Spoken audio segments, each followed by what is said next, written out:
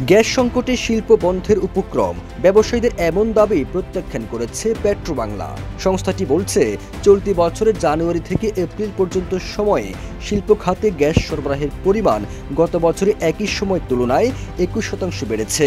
গেল বছরের জানুয়ারি থেকে এপ্রিল পর্যন্ত এই সময়ে শিল্প খাতে দৈনিক গ্যাস সরবরাহের গড় পরিমাণ ছিল 823 মিলিয়ন ঘনফুট, আর চলতি বছরের একই সময়ে সরবরাহ বেড়ে দাঁড়িয়েছে 997 মিলিয়ন ঘনফুট। এক সংবাদ বিজ্ঞপ্তির মাধ্যমে এমন তথ্য জানিয়েছে জ্বালানি ও খনিজ সম্পদ মন্ত্রণালয়।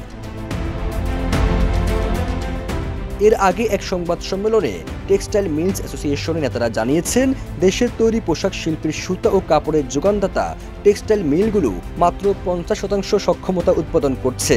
এর জন্য বিদ্যুৎ ও গ্যাস সংকটকে দায়ী করেন তারা। তবে তাদের এমন বক্তব্যের একদিন পরে পেট্রোবাংলার ব্যাখ্যা সংযুক্ত ওই বিজ্ঞপ্তির মাধ্যমে বলা হয়, শিল্পে গ্যাস সরবরাহ নিয়ে ব্যবসায়ী সংগঠনগুলোর তথ্য বিভ্রান্তিকর।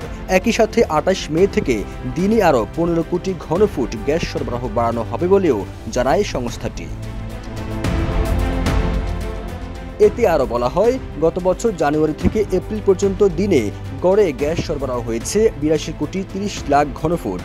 এবার গড়ে সরবরাহ করা হয়েছে 99 কোটি 70 লাখ ঘনফুট। তবে ধীরে ধীরে সরবরাহ আরও বাড়ানো হচ্ছে।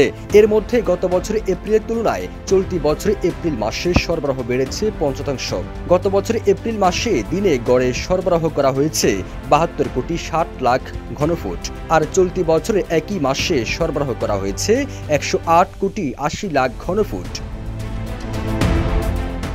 এদিকে শিল্পাঞ্চলে গ্যাস সংকটকে 1971 সালের মুক্তিযুদ্ধ চলাকালীন বুদ্ধিজীবী হত্যার সঙ্গে তুলনা করেছেন বিটিএম এর সভাপতি শওকত আজিজ রাসেল। তবে তার এমন বক্তব্যের তীব্র নিন্দা জানিয়েছেন প্রধান উপদেষ্টার প্রেস সচিব শফিকুল আলম। সামাজিক যোগাযোগ মাধ্যম ফেসবুকে নিজের ভেরিফাইড পেজে এক পোস্টে তিনি বলেন, এই তুলনা শুধু ইতিহাস বিকৃতি নয়, বরং যারা দেশের স্বাধীনতার জন্য প্রাণ দিয়েছেন তাদের আত্মত্যাগের প্রতি চরম অসম্মানজনক। সবুজ আলম, ইত্তেফাক।